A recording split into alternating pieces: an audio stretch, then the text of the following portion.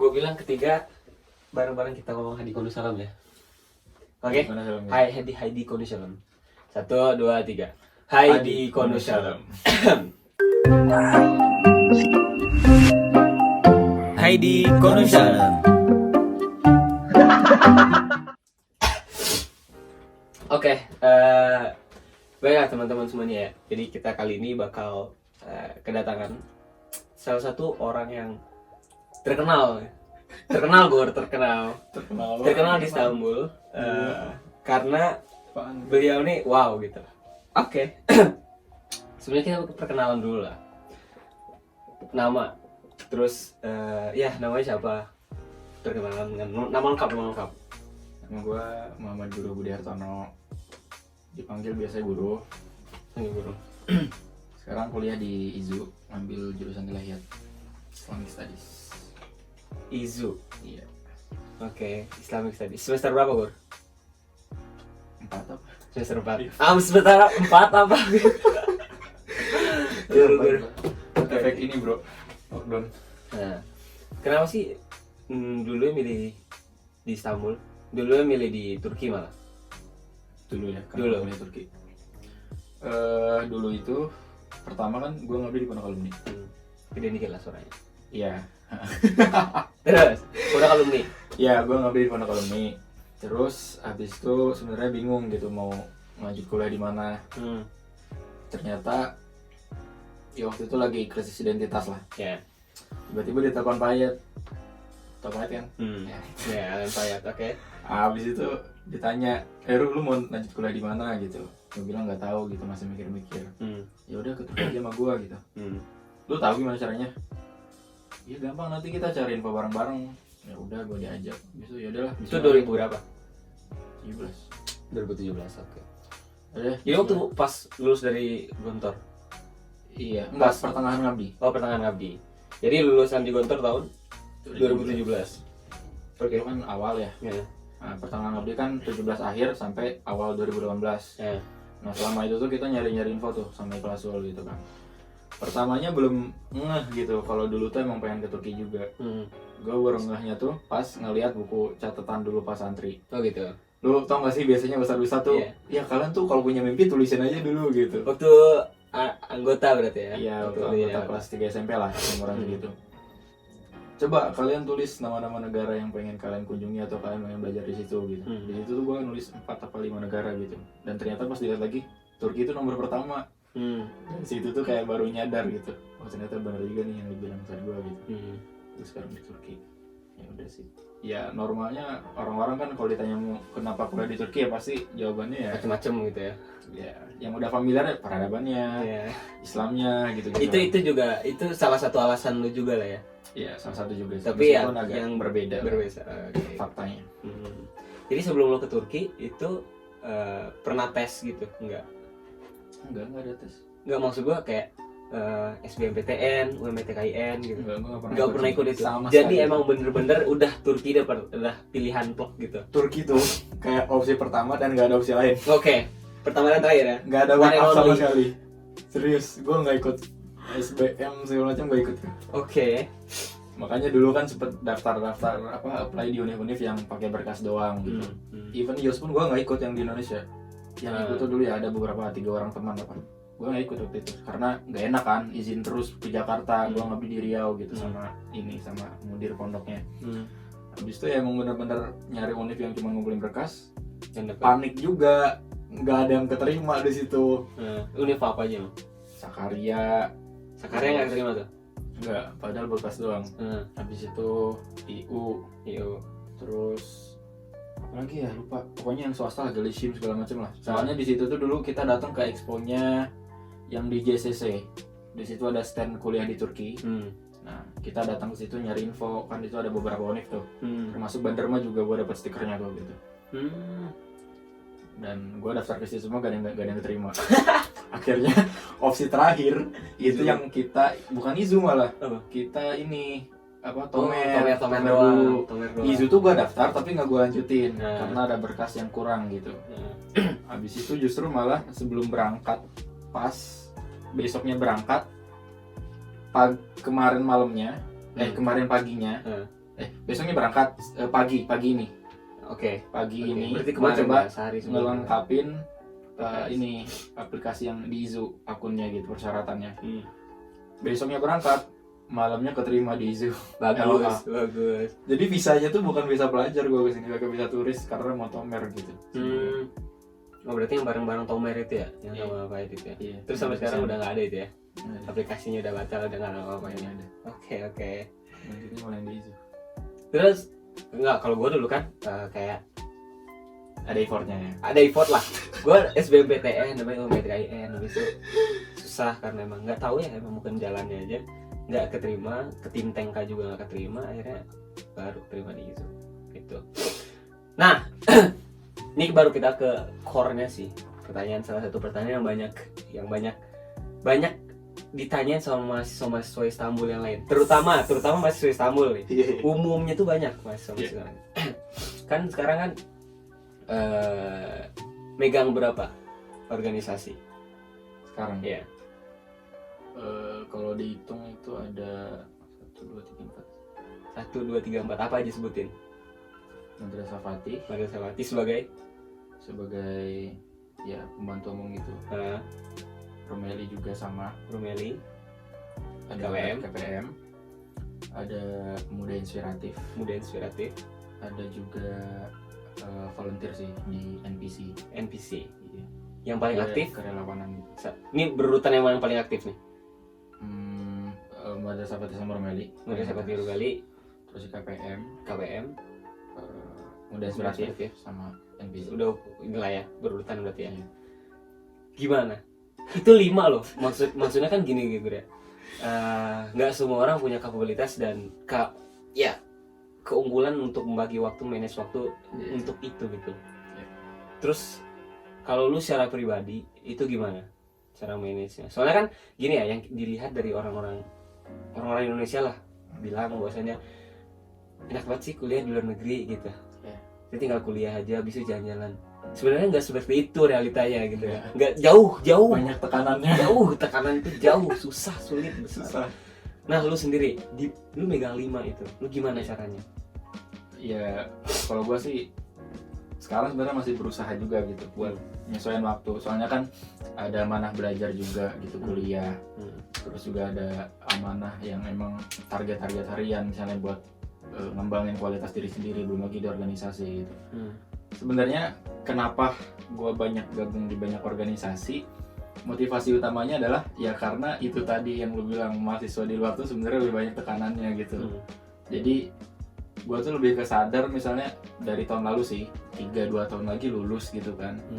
Terus kalau udah lulus mau ngapain gitu, masa blank banget gitu kan, bingung. Makanya pengen banget nyicil, nyari pengalaman gitu, dari yang organisasi sifatnya kevolontiran sampai nanti latihan ke yang profesional masuk gitu. Kayak gitu sih motivasi pertama ikut gabung organisasi gitu. Sama yang lainnya itu adalah pengen juga, kalau di Madrasah Fatih sama Rumeli kan emang gue sama teman-teman yang diriin gitu dari awal. Nah dari situ tuh pengen ada gue belajar, misalnya abis belajar nih, meningkatkan kualitas diri ataupun dari segi Quran dan lain-lain gitu. Pengen ada wadah buat ngamalinnya gitu, dan pengen menyebar kebermanfaatan. Nah, itu sih motivasinya. Terus kalau bagi waktunya itu jujur susah juga. Susah banget. Maksudnya kayak kadang-kadang ada agenda yang tabrakan gitu, segala macam gitu kan. Apalagi kan ya ada 5 gitu, belum lagi kepanitiaan dan lain-lain gitu. Tapi di situ tuh jadi banyak belajar sih sebenarnya. Belajar buat lebih dewasa lagi gitu dalam menggunakan waktu. Soalnya ya waktu tuh kan paling mahal ya. Event 1 detik sebelumnya nggak bisa lo balikin gitu. Nah di situ jadi belajar lagi untuk tidak menyia-nyiakan waktu, meskipun kadang-kadang masih ada yang kebuang juga lah, main game segala macam. Itu gue anggap itu sebagai refreshing gue lah gitu kan. Wajar. Nah kalau caranya sih gue lebih ke ngurutin gitu. Dari yang penting banget, penting aja, sama nggak penting-penting amat gitu, sampai bawah lah gitu kan. Dan setelah mengurutkan urutan yang paling penting dan lain sebagainya, itu ngelihat urgensinya, maksudnya mana waktu yang paling urgent buat deadline-nya gitu. Otomatis kan kalau dilihat ya kuliah yang pertama, habis itu kalau ada amanah kayak hafalan, ngulang hafalan segala macam itu yang kedua, dan yang ketiga tuh baru organisasi gitu. Nah itu diurutinnya ya, kalau urutan kepentingannya itu, terus dilihat waktunya gitu. Jadi kalau menurut gua sih harus tahu prioritasnya dulu. Setelah tahu prioritasnya, tentuin waktu yang paling urgent mana gitu. Soalnya nanti biar nggak tabrakan ngerjainnya. Kalau nggak bisa ngatur waktunya, ya nanti susah. Kalau menurut lo yang paling hambatan yang paling besar untuk itu kan gini ya, kita nggak bisa bilang bahwasanya kuliah itu mengganggu, bukan, maksudnya organisasi itu mengganggu ke perkuliahan kita, soalnya itu penting. Begitu juga sebaliknya. Kita terlalu, kadang tuh ada yang oke lah, real life kita tuh bener-bener untuk building network gitu kan dengan organisasi-organisasi gitu seperti. Akhirnya kuliahnya nggak terlalu itu apa namanya, nggak terlalu di mana ya, Prioritaskan. iya, nggak terlalu diprioritaskan. Menurut lo nih, kalau bisa nggak sih bener-bener ngebalance antara kuliah dengan organisasi itu, atau kalau menurut lo harus ada yang dikorbankan salah satu biar mencapai hasil yang maksimal di antara dua sektor ini? Itu sih pertanyaannya. Gue ada satu cara pandang yang menarik dalam masalah ini. Jadi gue emang dulu sempat karsep itu apa? Campur. Ya pabelit gitu kalau bahasa Sundanya. Nah antara pabelit. Jadi orang Sunda. Waktu itu tuh emang lagi bingung ngatur waktu gitu kan. Soalnya gue pernah belajar teori bahwasanya manusia itu nggak bisa fokus di banyak hal gitu. Dia tuh pasti cuman bisa fokus di satu hal aja. Itu pun sama kayak konsepnya mindfulness yang gue pernah belajar dulu. Jadi emang lebih baik mengerjakan satu hal dulu tapi fokus daripada banyak hal tapi nggak ada yang fokus gitu. Atau waktu yang dihabisin juga sama gitu. Misalnya nih, lu lagi makan terus dengerin musik sama nonton TV. Nah, ketika lu makan terus sambil nonton TV sama dengerin musik misalnya selama 5 menit, itu oke, lu bisa ngerjainnya semuanya gitu kan secara bersamaan, tapi lu nggak bisa menikmati makanan lu, lu nggak bisa menikmati tontonan lu, sama musiknya juga nggak bisa lu nikmati. Kayak seberapa pedes sih makanan lu gitu, seberapa kenyal, renyah, gurih, itu nggak bisa dinikmati gitu, karena kita fokusnya ke TV gitu. Nah, kenapa nggak kita bagi gitu, makan dulu 2 menit dengan fokus, habis itu nonton TV 2 menit, 1 menit dengerin lagu, kan sama-sama 5 menit yang dihabisin gitu. Nah, gue tuh pernah belajar teori itu, tapi ketika gue nanya ke Ustadz gitu kan, emang bener ya Ustadz gitu, kita tuh nggak bisa fokus, manusia tuh nggak bisa punya banyak fokus gitu. Dia langsung membantah gitu, kata siapa loh. Ketika ngomong tuh langsung menarik gitu kan. Karena yang gue tahu ya teori ini benar gitu, secara ya gue juga ngerasain rasionalnya juga benar ya. Kata saat itu manusia itu bisa punya banyak fokus, tapi ada satu syarat, guru katanya. Apa itu? Terkelola dengan rapi.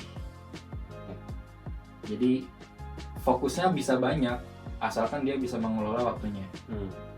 Nah, sama seperti misalnya kuliah, organisasi dan lain sebagainya gitu. Berarti ke manajemen time lah. Manajemen waktu.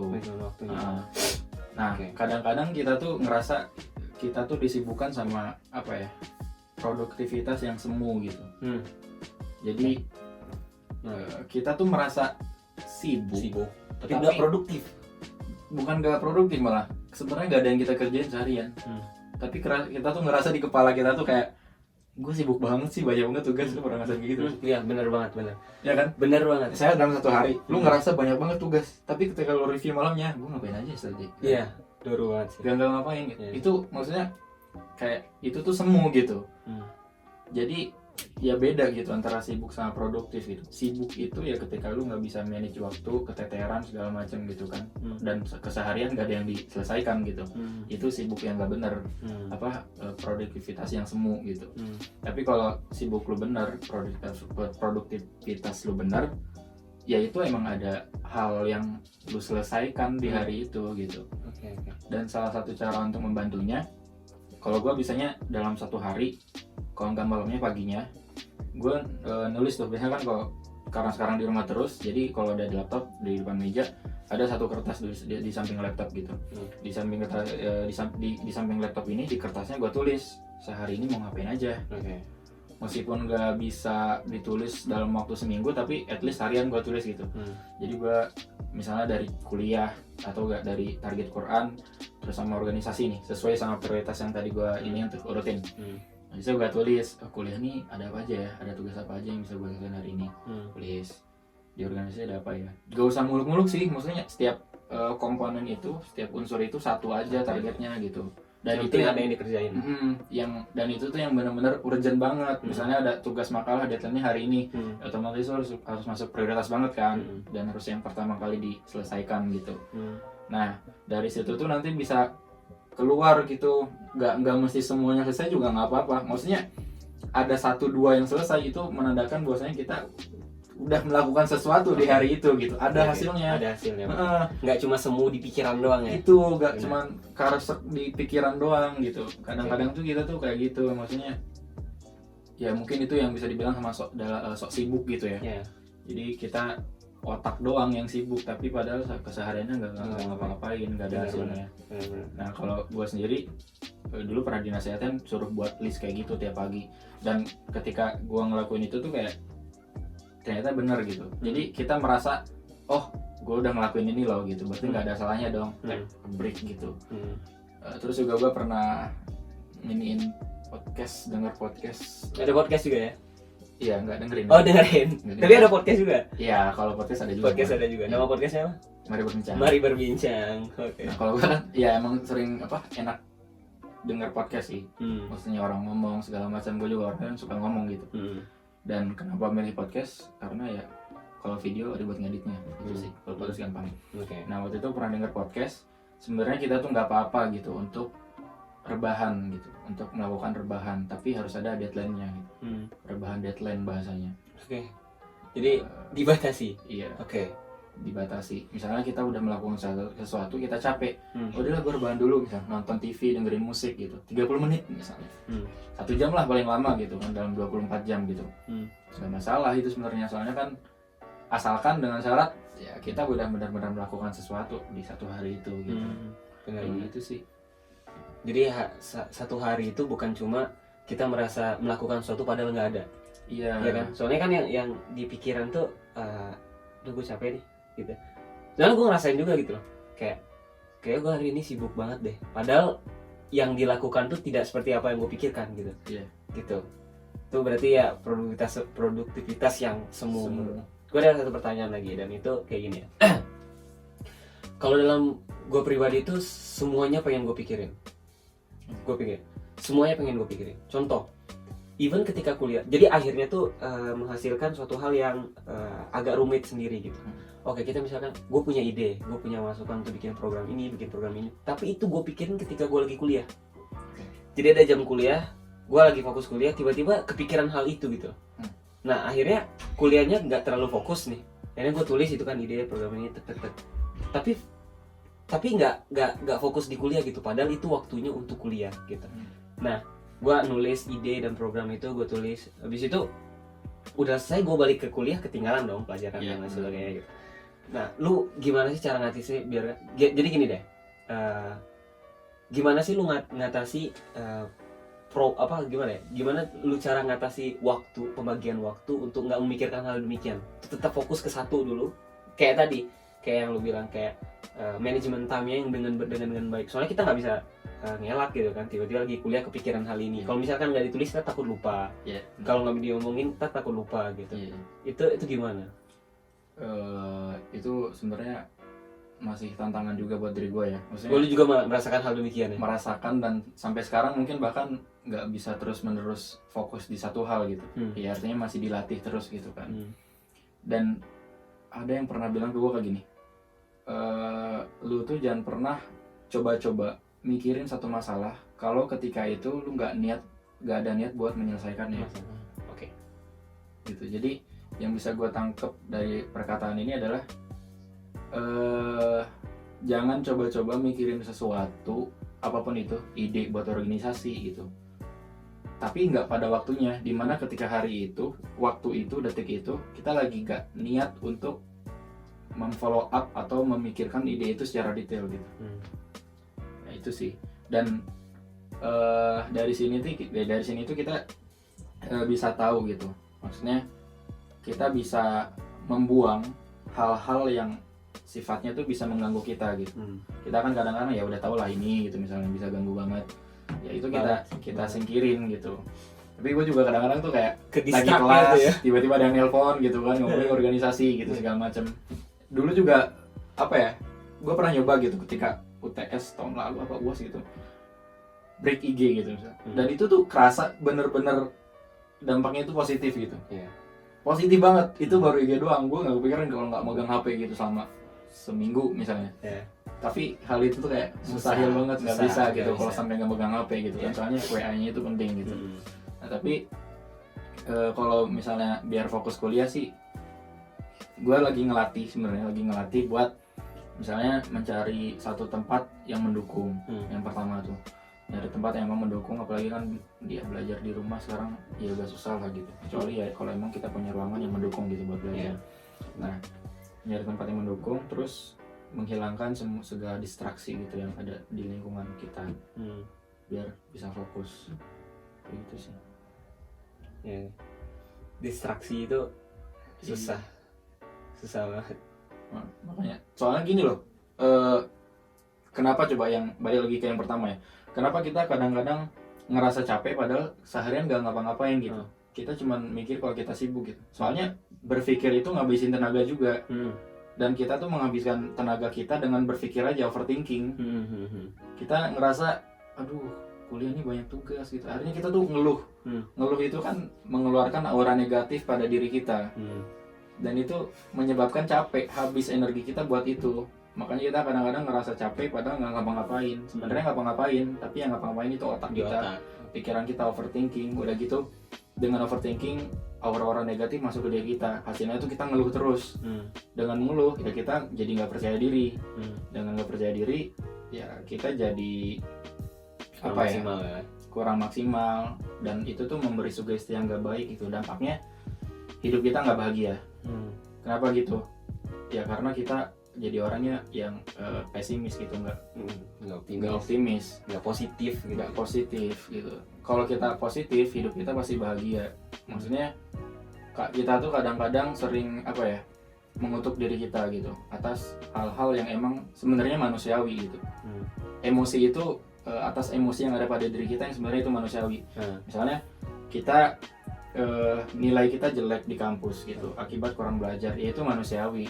Sedih itu manusiawi, kesel itu manusiawi. Tapi kita tuh kadang-kadang membantah emosi itu gitu. Lu ketika sedih, lu ketika merasa kecewa dengan nilai lu nih, gue kecewa dengan nilai gue yang kecil. Seharusnya kita menerima rasa kecewa itu, bukan malah mengutuk diri kita karena nilai kita kecil. Misalnya, lu tuh emang bodoh gitu, lu tuh nggak pernah belajar kemarin-kemarin, nggak serius, lu tuh nggak bisa kayak gini terus, gini segala macam. Itu tuh sebenarnya omongan-omongan kayak gitu tuh meskipun sama diri lu sendiri memberikan aura negatif gitu, memaki diri gitu ya? Memaki diri sendiri. Dan artinya lu kayak nggak percaya sama diri lu sendiri, terus ya jadi nggak bahagia gitu hidupnya. Coba sebenarnya cukup dengan ketika lu lihat nilai lu jelek, lu kecewa, oh udah gue kecewa, artinya gue usah ngulangi lagi, artinya gue harus belajar lagi, evaluasi lah ya. Harus lebih semangat belajar gitu. Udah sebenarnya berhenti di situ, gak usah sampai ngejudge, lu tuh bodoh, lu tuh emang pemalas, lu tuh gini-gini. Itu tuh jatuhnya mindset gitu, yang kemarin kita obrolin tuh. Kalau orang sakit gitu kan, sebenarnya cuma batuk doang, tapi mindsetnya sampai flu, demam, akhirnya sampai ke sana. Nah itu kalau kita mikir terus, lu tuh yang bodoh gitu, malas, ya nanti kita jadi malas beneran. Jadi bodoh beneran karena sugesti itu yang sering kita masukin ke dalam diri kita. Gitu sih. Dan itu memang itu tuh jatuhnya ke yaitu mindfulness sih. Dan itu tuh harus dilatih gitu pelan-pelan. Gak bisa langsung. Iya, harus dilatih pelan-pelan. Dan cara melatihnya kalau yang gue lihat di YouTube itu dengan meditasi. Meditasi itu kayak lu duduk di satu ruangan, nutup mata, tarik nafas perlahan, habis itu lu merasakan aura-aura di samping lu gitu, ada apa. Kalau enggak dengan melihat sekeliling lu gitu, ini ada kertas warnanya hijau tulisannya apa, jadi peka sama sekeliling gitu. Sekeliling. Iya, itu caranya. Kebanyakan tuh kita tuh sering buta dengan sekeliling. Iya. Soalnya kita fokus ke satu tujuan. Misalkan gue pernah merasakan hal itu ketika lagi masa-masa UAS tahun kemarin, tapi sebelum lockdown. Masa-masa UAS tahun kemarin, sampai yang gue pikirin tuh cuma nilai doang. Gue buta akan keadaan sekitar. Gue tuh dibukain soal pikirannya tuh buku apa ya, lupa gue nama bukunya. Di situ katanya coba lihat ke alam, lihat ke sekitar. Gue tuh ingat ketika itu gue langsung, ketika udah baca buku itu, gue langsung naik bus. Abis itu gue lihat, pandangin ke sekitar, gue lihat gedung. Oh, gedung tuh tinggi ya, gitu. Iya, itu. Gue tuh kecil ya, kayak gitu. Kok gue merasa masalah gue gede banget, padahal cuma sebatas ujian, gitu. Iya. Padahal cuma sebatas ujian yang mana, ya Allah, partikel kecil dalam hidup gitu. Iya. Itu pun ujiannya bukan ujian kehidupan, ujian mata pelajaran, mata kuliah gitu. Iya, benar. Jadi gue, ya Allah, di pohonnya tinggi ya, pada mobil kok bisa jalan gitu. Gue pikirin hal kayak gitu, akhirnya kayak kebuka. Tapi lama kelamaan nggak bisa dipungkiri itu ketutup lagi gitu. Iya, Emang harus dilatih. itu penyakitnya ini, tahu, penyakitnya orang overthinking emang kayak gitu. Emang kayak gitu ya. Jadi dia tuh sibuk sama pikiran dia sampai gak nyadar lingkungan. Itu gue sayang banget kayak gitu. Kadang-kadang bahkan kalau teman ngajak ngobrol nih, gue kadang-kadang nggak ngeh gitu. Tadi lu ngomong apa gitu? Iya. Jadi Iya. lu kalau perhatiin kan gue sering ini ya, gue tuh sering tidur di transportasi umum kan, gampang banget tidurnya. Itu sebenarnya kayak karena Mikirin. terlalu overthinking gitu.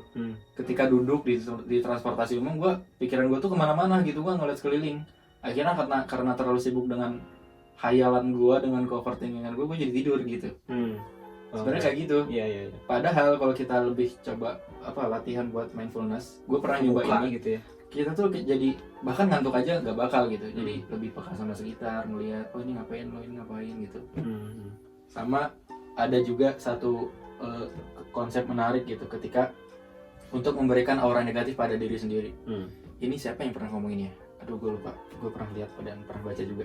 Jadi namanya 10 detik apa gitu, konsep 10 detik. Oke. Jadi selama 10 detik sekali lu ngelihat ngelihat sekitar lu. Misalnya lu ngelihat ada orang lagi bawa tas pakai jas gitu. Habis itu lu doain. Ya Allah, semoga orang ini nih di kerjaannya lancar segala macam gitu, dimudahkan. Habis itu ngelihat pengemis misalnya ya Allah, lancarkanlah rezeki untuk pengemis ini gitu. Jadi setiap 10 detik sekali orang-orang di sekitar lu, benda-benda itu lu doain gitu.